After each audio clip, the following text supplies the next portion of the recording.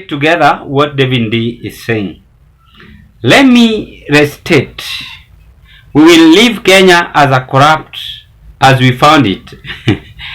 On this Sunday, I suggest you contemplate your own life and leave other sinners to to contemplate theirs. That is David D, government advisor or president advisor, whichever the position is.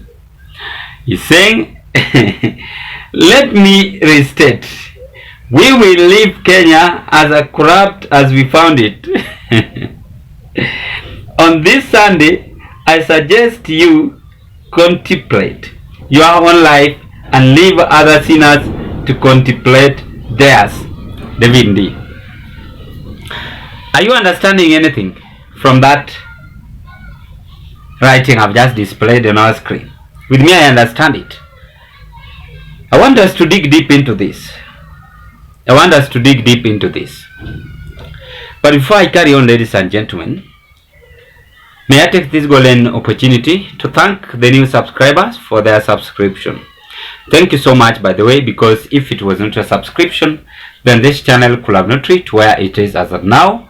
And if you are watching me for the first time, having interest to proceed with any other political updates, I request you kindly do me a favor, take a once again and click that notification bell and subscribe to our YouTube channel.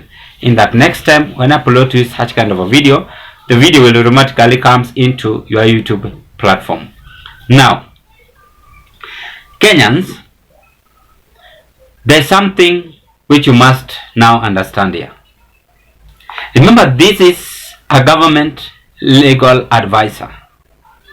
He's saying that continue with your own life. Don't be bothered.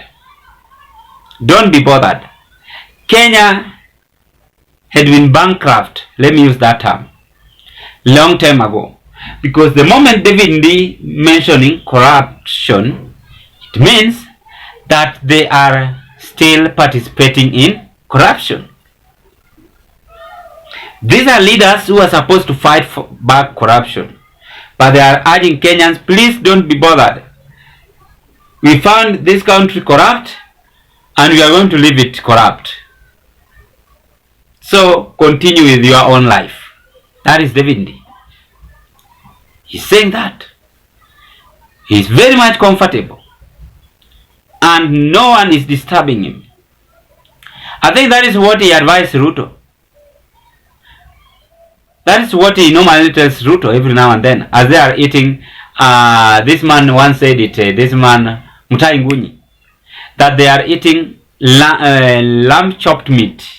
Yeah, lamb chopped meat, roasted one in State House with wine. That is what they are enjoying. I'm even salivating. So if someone have no troubles, while the other one is having trouble, the one having trouble is always complaining, while the one lack troubles or hurdles can't complain. And that is what is now happening in our country. Leaders lack troubles. They have no hurdles. They enjoy that life. They are really enjoying. As voters who are Kenyans are stranded, speechless.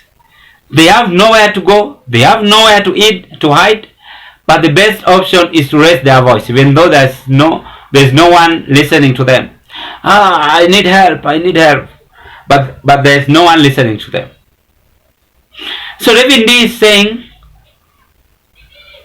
openly that Kenyans should not be bothered. If you see Adani at the JKA, let them continue with that deal. If you see any other strange person taking our country, don't be bothered, because walipata inchi ikiwa hivo. So it means it started during Uhuru Kenyatta's time. Today in the afternoon, I visited Uhuru Kenyatta's page, the 4th president in the Republic of Kenya. And Uhuru Kenyatta posted, I don't know which highway, this highway, Wayaki highway. People are commenting positively and saying, good job, Mr. President, which is good. Which is good. That is a legacy left behind. But Uhuru Kenyatta also left us with loan. He left us with debt, which was not supposed to be so. Yes, let us just speak the truth. Anyway, respect is paramount. He did his best as the president. Let us just congratulate him. So these people are still blaming Uhuru Kenyatta, because Uhuru Kenyatta took from Moi Kibaki. Anything dealing with Moi Kibaki, you can't convince me, because I was there, and I know how Kibaki used to work. So Kibaki was not much corrupt. Corruption started during Uhuru Kenyatta's time and William Ruto. Even all this trouble, all this storm we are receiving started with this, His Excellency Uhuru Kenyatta and William Ruto, when they took over power from the office of the late Moi Kibaki. So there's no need of blaming Uhuru. Uhuru did his best. But by that time, Ruto was also the deputy president. He had that voice to say, Your Excellency, we are going wrong direction, please tusaidiane wananchi, tufanye hivi na hivi. Alikuwa na hiyo. Kwa nini angeongea? Hii shida inatuandama kwa sababu kila viongozi pembeni kote nchini wanasema ati ya kwamba mimi niko na kazi yangu. Kama we ni governor, we unakuwa tu governor. Kama we ni MP, we unakuwa tu MP. Kazi yako ni kupata tu mshahara na kuvaa short na kuenda beach. Hauna mambo ingine. What am I trying to say? You have no that voice to say, Mr. President, you are going on a wrong direction. Please, this is what we should do and help Kenyans. There's no any other leader coming out and saying this. They are happy seeing our country sinking. They are happy seeing our country getting into a wrong direction. People like David Ndii are now coming up and saying, no, don't be bothered. Please, Kenya had been corrupt long time ago. So stop this thing you are doing and don't be bothered. That is what David Ndii is saying, and is legal advisor of the president. The best advice which Ndii could have said that Kenyans, I know you are doing this and that, but we are going to talk with the president in the Republic of Kenya and assist you guys. We've had your plea, and it's not going to be in vain. This is humiliation David Ndii is doing to Kenyans. He's humiliating Kenyans. Yeye amefika hana shida. Mweongea na mtu wa iPhone. Wenye wameongea na mtu wa iPhone ni kama David Ndii. Mweongea na mtu mwenye anaendesha Lexus. Wewe unaendesha Probox. Ni kama David Ndii, unless only a few men always humble to earth, down to earth. Ama yule ambaye ashafika maisha. This life have no balance. Today I might be popular, rich, then within a second I'm nowhere to be seen. We've seen several people having that in life, but they're nowhere to be seen. We've seen people like Amapinto. We've seen people like Theodore Roosevelt. We've seen people like this man Gaddafi. We've seen people like Idi Amin Dada. We've seen people like Daniel Toroitich Arap Moi. There is no permanent situation in this life, and this is the advice I can give to leaders. Please work for the people.